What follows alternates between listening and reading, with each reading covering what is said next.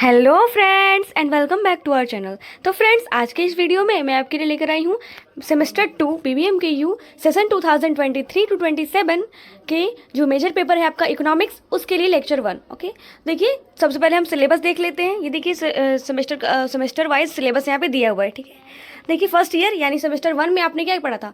Semester 1 में आपका एक ही मेजर पेपर था, है ना, प्रिंसिपल ऑफ मैक्रो इकोनॉमिक्स, तो वो आपने पढ़ा था। लेकिन इस बार सेमेस्टर 2 में आपके दो मेजर पेपर होने वाले हैं, major paper 2 and major paper 3। ठीक है, तो इसमें आपको टोटल दो मेजर पेपर पढ़ने हैं। ठीक है, जिसमें पहला मेजर पेपर 2 है क्या, प्रिंसिपल ऑफ मैक्रो इकोनॉमिक्स, और मेजर पेपर 3 है इंडियन इकोनॉमी। तो ये टोटल आपको दो मेजर पेपर इसमें पढ़ने हैं सेमेस्टर 2 में। ठीक है, और देखिए ये आपका सिलेबस है पूरा, सेमेस्टर 1 का था, और देखिए सेमेस्टर 2 का नीचे ही दिया हुआ है ना।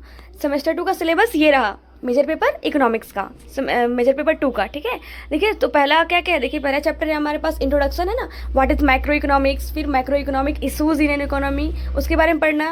यूनिट 2 है नेशनल इनकम एंड अकाउंटिंग का, और यूनिट 3 है theory of output and employment, है ना।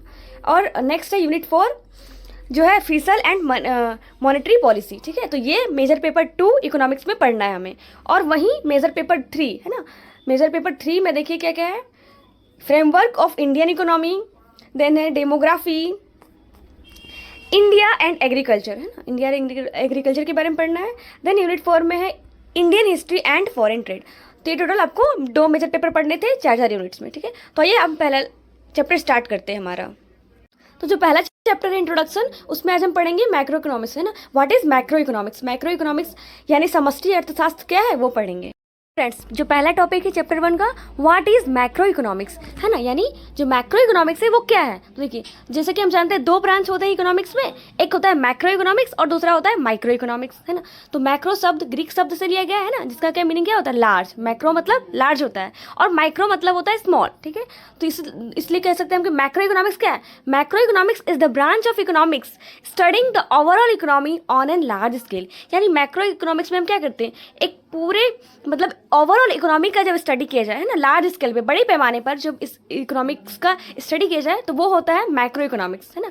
Macroeconomics means studying inflation, price level, economic growth, national income, gross domestic product and unemployment numbers. यानी मैक्रो इकोनॉमिक्स में हम क्या क्या पढ़ते हैं, है ना, जो हमारे नेशनल मुद्दे हैं इकोनॉमिक्स से जुड़े हुए उनसे पढ़ते हैं ना।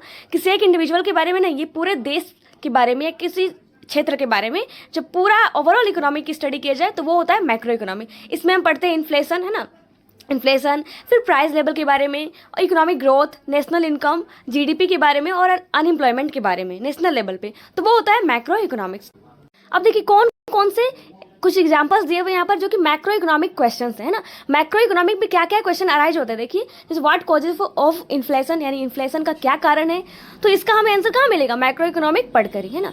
व्हाट स्टिमुलेट्स इकोनॉमिक ग्रोथ, यानी इकोनॉमिक ग्रोथ किस चीज़ को स्टिमुलेट यानी करने वाले कौन कौन से फैक्टर्स है वो।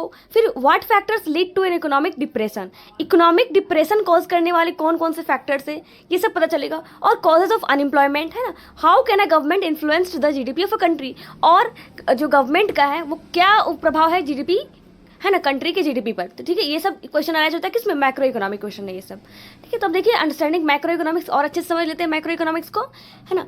एज द टर्म इम्प्लाइज, जैसा कि हमें मैक्रो इकोनॉमिक्स देख के पता चल रहा है वर्ड कि ये एक फील्ड है जिसमें कि हम एनालाइज करते हैं कि इकोनॉमी को थ्रू अ वाइड लेंस, है ना, पूरे बड़े पैमाने। This includes looking at variables like economic production, economic growth, unemployment, GDP and inflation. यानी इनमें हम कौन कौन से जो फैक्टर्स वो देखते हैं, इकोनॉमिक प्रोडक्शन देखते हैं, इकोनॉमिक ग्रोथ, अनएम्प्लॉयमेंट, जीडीपी और इन्फ्लेशन। ये पांचों चीज़ें हम किसमें देखते हैं, मैक्रो इकोनॉमिक्स के अंदर जानेंगे। ठीक है, तो देखिए इकोनॉमिक आउटपुट, है ना, इकोनॉमिक आउटपुट क्या है, तो इकोनॉमिक आउटपुट यानी इकोनॉमिक प्रोडक्शन, है ना। तो इकोनॉमिक आउटपुट क्या है, इकोनॉमिक आउटपुट जो प्राइमरी इंडिकेटर है मैक्रो इकोनॉमिक्स का, है ना, यानी इकोनॉमिक आउटपुट क्या है, प्राइमरी इंडिकेटर है मैक्रो इकोनॉमिक्स में। ये किससे मेजर होता है, ग्रोस डोमेस्टिक प्रोडक्ट। ये क्या मेजर, ये ग्रोस डोमेस्टिक प्रोडक्ट यानी जीडीपी से मेजर किया जाता है। ठीक है, किसी कंट्री या फिर किसी एक महत्वपूर्ण क्षेत्र के। इकोनॉमिक ग्रोथ यानी कि इकोनॉमिक ग्रोथ किस, इकोनॉमिक ग्रोथ भी मेजर होता है क्या, जीडीपी से ही, लेकिन समय के साथ देखा जाए, है ना, कि ओवरऑल एक दूसरे साल में, पिछले साल में क्या था जीडीपी हमारा और इस साल में क्या है, तो क्या बढ़ा, उसमें क्या इंक्रीज हुआ जीडीपी या फिर घटा, है ना। तो इसका फॉर्मूला होता है सिंपल G2, है ना। तो जीडीपी जो ग्रोथ, इकोनॉमिक ग्रोथ को कैलकुलेट करने का फॉर्मूला क्या होता है, G2 minus G1 by G1, है ना। तो ये होता है हमारा फॉर्मूला इकोनॉमिक ग्रोथ को कैलकुलेट करने का, okay.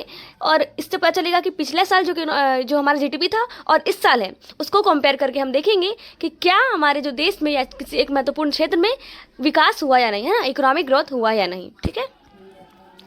It is important that earlier GDP is the GDP 1, है ना। जो शुरुआती जो जीडीपी है वो जीडीपी 1 रहता है इसमें, ठीक है। और ये कैसे करता है, ये ग्रोथ एंड पॉजिटिव और नेगेटिव, ये दर्शाता है कि जो ग्रोथ हुआ इकोनॉमिक में वो पॉजिटिव है या नेगेटिव है।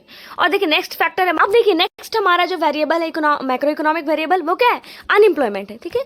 तो अनएम्प्लॉयमेंट देखिए क्या है, unemployment is a major macroeconomic variable, ये बहुत ही बड़ा मैक्रो इकोनॉमिक वेरिएबल है। तो unemployment is the number of people who are not employed but are seeking unemployment, है ना।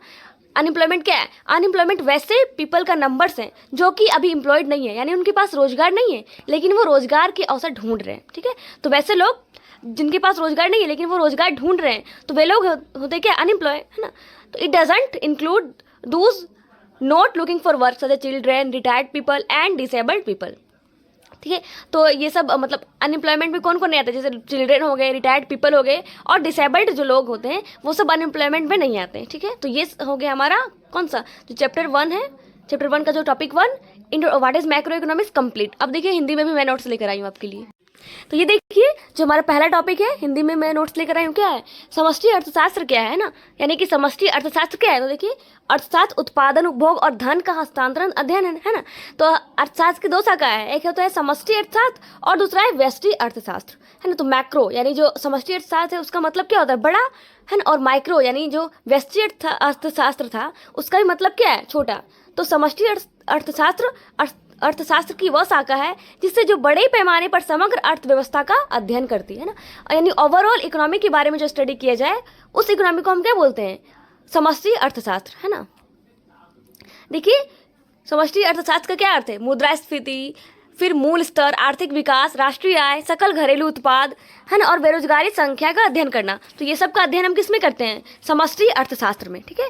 व्यापक आर्थिक प्रश्न कौन कौन से, देखिए यानी कौन कौन से मैक्रो इकोनॉमिक क्वेश्चन है, व्यापक आर्थिक प्रश्न, है ना, यानी समष्टि अर्थशास्त्र में कौन कौन से प्रश्न हैं उनके उदाहरण देखिए दिया गया है कि महंगाई कारण क्या है, तो इसका हमें आंसर कहाँ मिलेगा, मैक्रो इकोनॉमिक्स में ही मिलेगा। क्या आर्थिक विकास को प्रेरित करता है ना। और देखिए कौन से कारक आर्थिक मंदी का कारण बनते हैं, बेरोजगारी का कारण क्या है, क्या कोई सरकार किसी देश की जीडीपी को कैसे प्रभावित कर सकती है। तो ये सब क्या है, मैक्रो इकोनॉमिक यानी समष्टि अर्थशास्त्र के प्रश्न, ठीक है। अब देखिए समष्टि अर्थशास्त्र को और अच्छे समझ लेते हैं। सबसे पता चल रहा है कि समष्टि अर्थशास्त्र क्या है, अध्ययन का वह क्षेत्र है जो एक विस्तृत अर्थव्यवस्था का विश्लेषण करता है ना, यानी बड़े पैमाने पर जब हम अर्थव्यवस्था देखते हैं ओवरऑल कंट्री की या फिर ओवरऑल किसी एक स्टेट की, है ना, या किसी एक पर्टिकुलर क्षेत्र की पूरी तौर पर, है ना, तो उसे हम बोलते हैं समष्टि अर्थशास्त्र, जिसमें बेरोजगारी, जीडीपी और मुद्रास्फीति जैसे चर को देखना शामिल है ना। तो समष्टि अर्थशास्त्र के सिद्धांत क्या है, देखिए बुनियादी समष्टि अर्थशास्त्र के 5 मुख्य सिद्धांत पर केंद्रित हैं। क्या क्या है, देखिए आर्थिक उत्पादन, आर्थिक विकास, बेरोजगारी, मुद्रास्फीति और अपस्फीति और निवेश, ठीक है। तो देखिए आर्थिक उत्पादन क्या है, आर्थिक उत्पादन समष्टि अर्थशास्त्र में माना जाने वाला प्राथमिक संकेतक है। ये प्राथमिक संकेतन है ना, किसमें, समष्टि अर्थशास्त्र का प्राथमिक जो संकेतक है वो क्या है, आर्थिक उत्पादन ही है ना। ये किसी भी देश या क्षेत्र के सकल घरेलू उत्पाद यानी जीडीपी से नापा जाता है, इसे मापा जाता है, ठीक है। और सरकारें आमतौर पर जीडीपी कब जारी करती है, वार्षिक या फिर त्रैमासिक यानी 3 मंथ्स में या फिर ईयरली, है ना। और आर्थिक विकास देखिए, तो आर्थिक विकास क्या है, समय के साथ जब जीडीपी की तुलना करके आर्थिक विकास को मापा जाता है तो इसकी गणना मूल सूत्र से की जाती है, ठीक है। जैसे देखिए यही होता है आर्थिक विकास, यानी किसी हम कंट्री के बारे में मान लीजिए देखना है कि आर्थिक विकास यानी उसमें हुआ कि नहीं हुआ, है ना, इकोनॉमिक ग्रोथ हुआ कि नहीं हुआ। तो कैसे करेंगे, जो जीडीपी पिछले साल वाला था जीडीपी था और देखेंगे इस साल वाला जीडीपी, है ना, देखेंगे क्या कोई इसमें चेंजेस आया है, और चेंजेस आया है तो कैसे आया, क्या वो इकोनॉमिक ग्रोथ हुआ या नहीं हुआ है ना।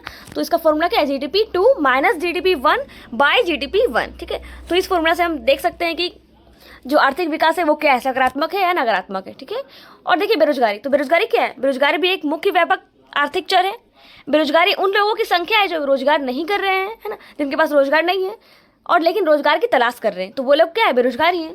इसमें वे लोग शामिल नहीं है, यानी बेरोजगारी में कौन लोग शामिल नहीं, जो कि जैसे बच्चे हो गए, सेवानिवृत्त लोग और विकलांग लोग, जैसे बेरोजगारी में शामिल नहीं होते हैं, ठीक है।